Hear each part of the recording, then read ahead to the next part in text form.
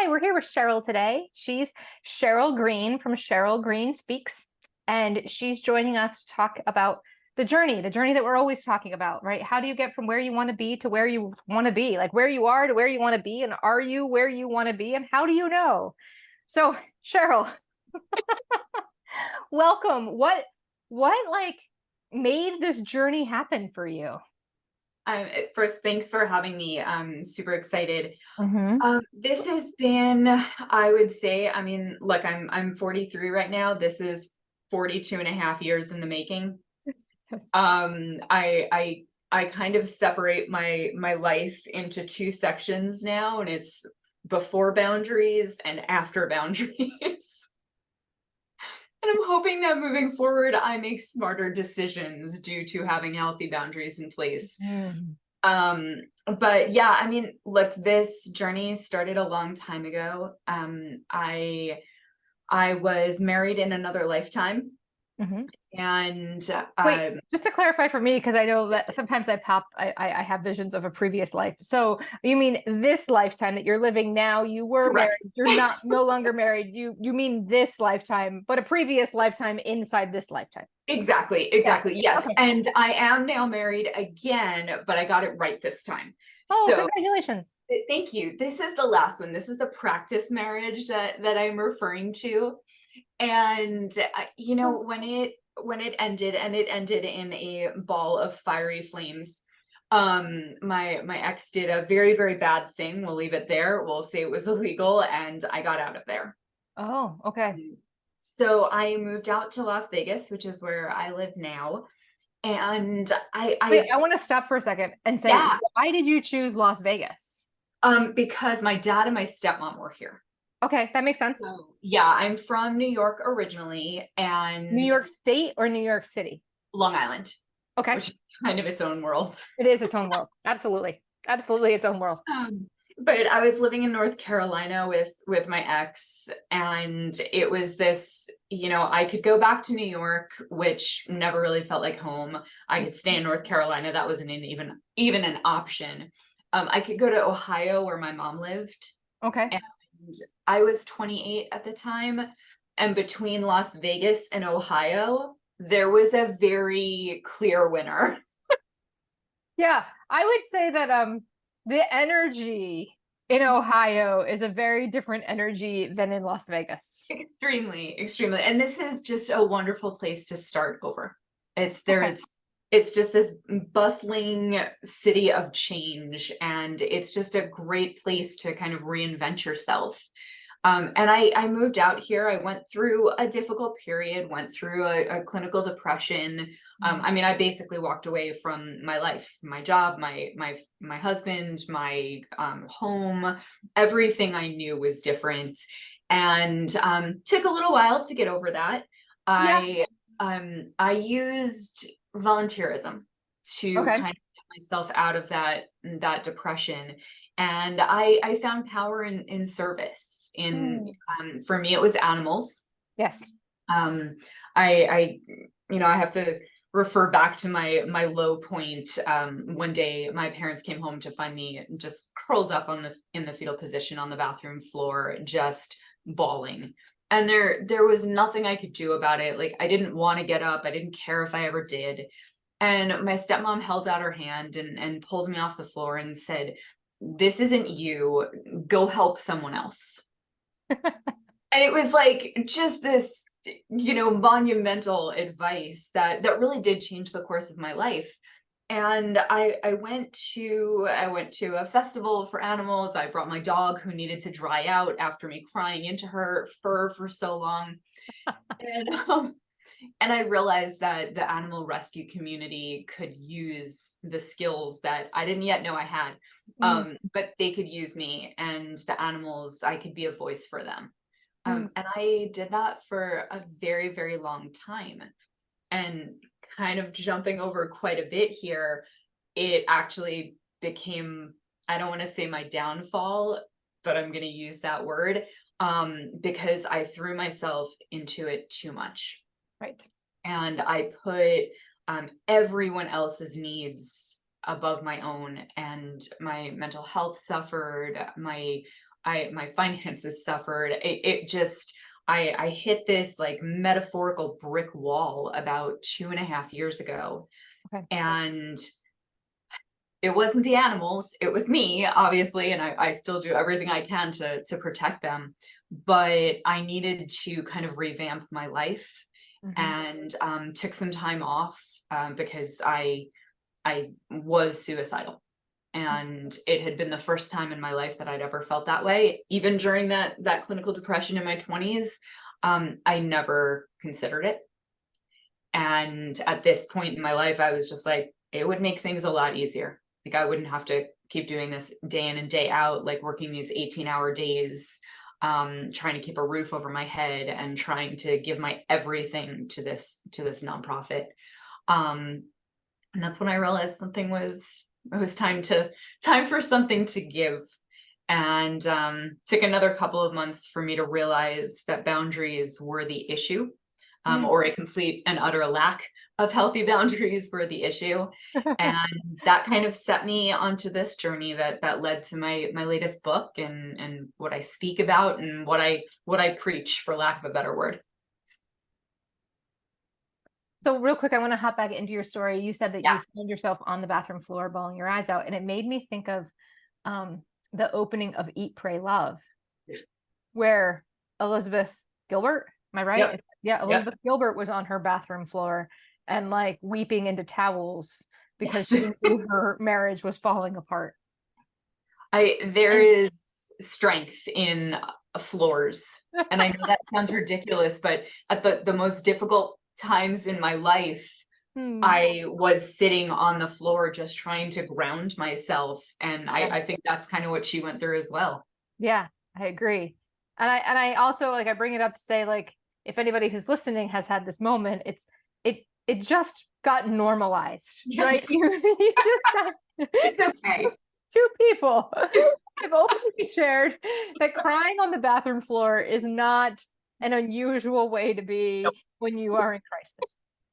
No, and it's funny because so that came out, I'm gonna say right before everything happened in my life. And I say that because Elizabeth Gilbert talks in that book about divorced women classes. And she says that once you go through a divorce, like the way to get back into the world is taking classes at the community college. And that's why I Yeah. started writing, is because of the community class. Like I took a writing Oh, class and found out that I had an ability to write that I didn't know I had, and started writing nonfiction, or excuse me, started writing fiction at the time. But eventually, I mean, that's why I do what I do, is because of that class, and ultimately because of Elizabeth Gilbert. So thank you, Eat, Pray, Love. so talk to me about your definition of a boundary. Yeah, so I like to explain boundaries in terms of physical property lines, because it's sometimes it's pretty clear to us how we would allow people to treat our homes. Mhm. You would be very surprised and very displeased if you came home and your neighbor was throwing a party on your front lawn. Yeah. It would seem odd, and you would question this and probably be pretty pissed. You would be angry if the person down the street was letting their dog off leash and they were coming into your backyard and pooping everywhere. Right. So it's very easy to see this concept of like, this is my space and that's yours.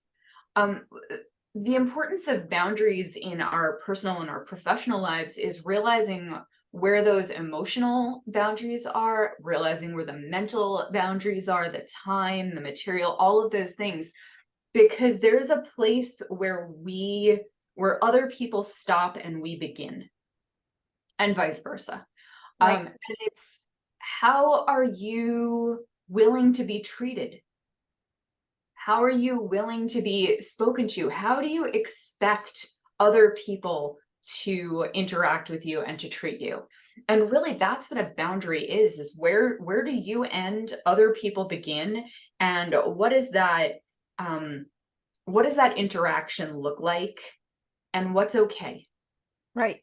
And if we have unhealthy boundaries, we kind of don't see that property line. We don't see that fence. We're like, oh yeah, it's okay if somebody comes over and has a party in our front lawn. Like, I guess that's fine, because we have no I'm about to say something and I don't know if I want to.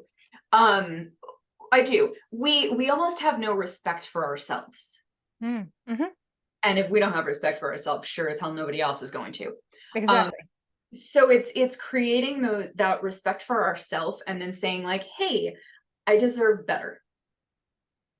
Mm-hmm. And if we're going to have a relationship, whatever that relationship may be, friend, romantic, work, whatever, this is the expectation. And I do want to say, this isn't all about like, I'm the best thing ever and you have to treat me awesome. This works in the other direction as well. Like, other people have boundaries and you need to respect them. It's just as important. So Right. I just want to throw that in.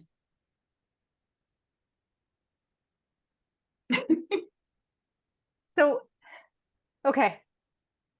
You kind of got into the no boundary zone, not of your own making, right? Like that if I listen to your story, and I'm sure this happened way before, and this was before, and this was before, right? But in this particular story, you're on the bathroom floor, you're bawling your eyes out, and instead of like the person coming in and saying, hey, right? Like, let's go for a walk. Mhm. Let's go for a run. Let's explore your options, right? Because in reality, helping yourself is helping somebody. And this goes along with that personal respect you were just talking about, right? Like, we have to love, they always say you have to love yourself before you can love somebody else, right? You got to do your work before you can, like the whole cliche of the airplane mask thing, right? You got to put your mask on before you can help somebody else. Because if you don't, you're going to pass out and you're not going to be able to get it on them. So you're going to be useless. So the person who walks in the bathroom says, go help somebody, right? When you clearly don't have anything in your cup to help anybody. Does that make sense? Are you with me? It does make sense, and I'm going to throw a yes and out there. Yeah, sure. Absolutely. In the moment, it was the best possible thing I could have done. Okay. Because I truly couldn't see past my own problems. I couldn't see that there was a world out there that I could provide value to. And I kind of felt like, if I'm not here, it's not a big deal. I wasn't suicidal, but I was like completely, I cannot think of the word. I just didn't care. Like, I just didn't care if something happened to me. I would use the word numb. Yeah, that works. That works. Just kind of going through the process that I did, I made friends while doing volunteer work. I made friends because I literally, I moved out here. I knew my dad and my stepmom and no one else. Right. That was it. And I was very shy at that point. So I made friends. I found out that I had skills that I never knew that I had. I networked and made connections that got me jobs. We don't even have to dive into how awesome it is to be around animals, because I like amazing. So, all of the emotional and physical benefits that I got from working with them. So yes, I hear what you're saying. I don't think in that moment, just sitting in a therapist's office and rehashing what was going on in my life would have worked, because I was just so incredibly broken at that point. All that being said, there is a happy medium. And there is that lovely pendulum swinging back and forth between I'm not doing a damn thing for others, maybe because I can't, maybe because I don't care, Mhm. all the way to I have given up my life to serve whatever population, to care for everyone around me. There's one of the women in one of my speaking engagements, she said, at the end of the day, there's nothing left for me. Mm. And that really resonated, because that's exactly how I felt. Like, so that's all the way on this other side of the spectrum. And then there's this happy medium of I serve when I can. Yes. I have enough inside of me to give, and I'm serving from a good place. I'm giving from a good place of love, not of fear, not of brokenness, not of like this insecurity. So yeah, I totally hear what you're saying, and I would still recommend it for somebody. If there was somebody that was like so just beaten down and they were just, I've got nothing right now, I would say go do something for someone else. Mm. Um, but if they're in a situation where they've done so much for everyone else and nothing for themselves, I would say they hit the other side of the spectrum. Right. So we're looking for the happy medium here. Ah, and that, I mean, that balance is all about what boundaries is about, right? Like that balance is learning where you need a boundary on one side so you don't swing over all the way on the like wallowing, and then the Yes. other side of all the way on the I've given myself away. Yeah. And you know, boundaries are not just with others. And that's something that we need to kind of touch on, is we have boundaries with ourselves too. Whether that means, you know, I have a goal of being healthier, and my boundary is to eat a small sliver of cake as opposed to the entire one. That boundary could be, I don't actually want to go out tonight because I need sleep. I Right. know what tomorrow looks like, and I'm going to need to be fully there for it. It can be, I'm not going to, you know, cry for 12 hours straight. Let me just, you know, schedule that time, which I know some people do, of like, okay, I'm going to sit down and be sad for 15 minutes, and then I'm going to, you know, pull myself up and move on. So there's boundaries with ourself too. And look, right now I'm still in the middle of finding where that is, because I want to help animals. Mhm. Like I see everything happening on Facebook, and I'm still connected, you know, so connected to the rescue world, and I want to help, but I don't think that I'm strong enough yet to say I will do this and that's where it stops. Right. So right now, like, I'm taking a major step back and saying, like, I will support financially. Like, a Mhm. percentage of my book, a percentage of my speaking engagements, all goes to a local rescue. That's all I can do right now. And I have to be okay with that. Right. But yeah, I think setting those boundaries with ourselves is just as important as setting them with other people. I agree. Yeah. Um, how did you realize that you hit the darkest of dark times? Like, how did you know you were there? I was driving down the road, and it was kind of duskish, and headlights were, you know, I was seeing them Yeah. coming from the other side of the road, and I considered crossing a median. Mm. And I was just driving, and I was looking at them, and I was like, you know, if I had just crossed over this, it would all be over in a second. Mhm. And I scared the crap out of myself. Yes. I People pulled who over. had people who have those thoughts also tell me they sometimes feel a lot of shame from that thought. Like they felt like a wash of shame kind of fly over them. Like, I think what there was the, oh my goodness, I almost hurt myself. Which I don't know that I would call that shame, but just outright terror of like, am I really in that bad a place? But what really hit me is I would have killed somebody else. Mhm. And again, like part of this journey has been learning not to people please, and learning, that middle of the spectrum. But oh my goodness, I don't ever want to hurt someone else. Yeah. Like, even if I can't serve them, I sure as hell don't want to hurt them. Right. So it was just this like realization of like, what the hell just happened?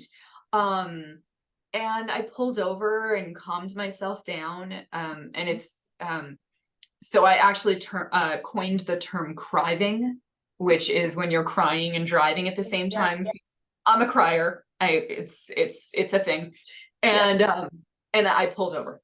For me to pull over, something's bad. So I just kind of sat on the side of the road for a little while and gathered my thoughts. And I went home after and sent an email to my boss. I was working with the rescue at that point, full time, and running a business on my own. And I sent an email to my boss, and I was like, one foot on a mental breakdown, and the other one's on a banana peel. Like, I'm taking a month off. Here's everything. I prepared everything so that I'm not, putting a burden on my coworkers. And I said, I'll be back in January. I'm like, I cannot do this right now. And I did. I took the month off and I worked on a puzzle. Did you go inpatient? Did you? No. I just stayed home. I stayed home. I had lunch with friends. I talked to a therapist. It was, as soon as I took that step back and gave myself the breathing room, that initial, like, I could just end things, was gone. Okay. So it was just a matter of, what does this look like moving forward? Right. It's even something that I want to continue doing, or do I need to do a life pivot at this point? Right. And I ended up no longer working for the rescue, obviously. But it took actually another, I'm going to say 6 or 7 months for me to have the boundary realization. A friend of mine, I'm a part of a local speakers organization, and one of my best friends, she was the president last year, and she said, "Oh, I want you to be the incoming president for the following year." And I was like, instant feeling of, no, I don't want to do this. But of course I squashed that down real quick. And I thought, well, I've gotten where I've gotten in my life because of networking. This is going to be a great opportunity to network. I've gotten where I've gotten because of serving. Like, it's going to be a great opportunity to serve my community and my fellow speakers. And I don't want to let my friend down. And that was like the biggest part of it, was, oh man, how's she going to feel if I say no? But in the back of my head, I was like, well, I'm planning a wedding. I got married March of this year. Okay. And this, a year prior, like, I'm planning a wedding, which is a lot of work, no matter what you're doing. My parents were getting older, and they were requiring more of my time and assistance. I'm trying to relaunch my business because I stepped away during COVID. So I'm like, this is a terrible plan, but I can't bring myself to say no. And, she promised me, she's like, no, it's only like an hour worth of work each week. And in my heart, I was like, that's not true. Like, that is just not going to be the case. But, I wanted to give her the yes. And I finally did. And as soon as I did it, I was like, oh, this was a bad move. Like, I knew instantly. And then the emails started. And then the meetings started. And I was counting about 3 to 4 hours of meetings a week.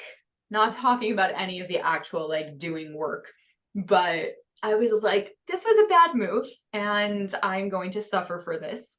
But I spoke to my fiance at the time, but I spoke to my husband, and I spoke to a mentor, and the mentor said, look, if you go through this entire training year and they prep you to take over as president, and then you back out and say you can't do it, that would be wrong. Right. You're a year away. There's time to say, I can't do this right now. Mm-hmm. And for them to find somebody else. And I took that to heart. And I was sitting on an airplane. My Kindle died. So I was stuck with my own thoughts. And I don't know if that's as like horrifying to you as it is to No, me. no. I don't mind that at all. Oh my goodness. I was like, just everything bouncing around. And I realized it was a boundary issue. I realized it was a lesson I needed to learn. And I realized it was a lesson I needed to teach. And I outlined my book about 60% on that flight. And then just dove into research and learning everything I could and talking to every therapist I could. And I did step down, and it was good because it's been a hell of a year. We'll just put it that way. I would not have been able to serve the chapter the way it needed. So, Right. and we're still friends. I didn't lose the Excellent. friend. So boundaries. Right. And I think you also like showed that you were willing to try. You gave it like a couple months, right? A couple months, and you're like, or a couple weeks, and you were like, no, this isn't right. Like you knew when the emails and the meetings happened, you were like, this is more than I can handle. I thought I was getting into an hour a week, and this is way more. And right. Exactly. Yeah. Yeah. So is there anything else that you think that the listening audience, that my followers would appreciate or need, or something, some little golden nugget? If you have one, if you don't, that's fine, no pressure. Yeah. So I would say that there, look anywhere and you're going to see the line, no is a complete sentence. That's like everybody's favorite line when it comes to boundaries. Like, no is a complete sentence. The problem is that doesn't address the issue of when you have difficulty saying no, it's because you don't believe you have the right to. Mm-hmm. And I know that's what I struggled with.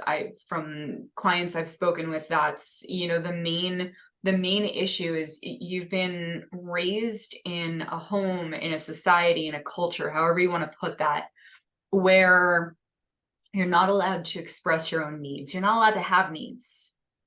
And that leads to like, well, if I can't have my own needs, then I exist for everyone around me. And then I don't get to have boundaries. Then I don't get to say, this is how people treat me, or I don't want to do this. People don't realize that they get to.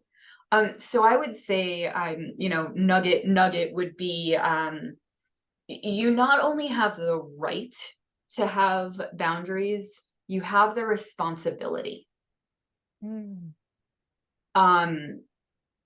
We're not just damaging ourselves and hurting ourselves when we don't have boundaries, we're hurting the people around us. Because if I had agreed to and then stuck with it and, told my friend, yeah, I'm going to help you, but I didn't have the time, I didn't have the emotional bandwidth, that she would have suffered, the chapter would have suffered, all of the members would have suffered. So it's not just about me. It's not just about, your listeners here that, I'm just setting boundaries for me, and I'm just, telling the world to, I don't know a nice way to put that, so I'll just leave it there. Go away. You can swear here. It's fine. I swear. Go away. It's not about that. It's about creating that best environment for everyone, and putting yourself at the forefront of your priorities, making yourself a priority, so that you can be there for other people. I realized, as I was sitting on the side of the road, that if I didn't take a step back and start focusing on me, I wasn't going to be there for anybody else. Right. So yeah, boundaries are for everyone, and you not only have the right, you have the responsibility. Sounds good. Thank you for sharing your story with us today. I really appreciate it. Thank you. Yeah. Thank you. So you're Sheryl Green Speaks. Mhm. And so that's SherylGreenSpeaks.com. Yes. And it's Sheryl with an S. It is Sheryl with an S. It is. Yeah. Okay. Yeah. So thanks for being here today. And yay. Awesome.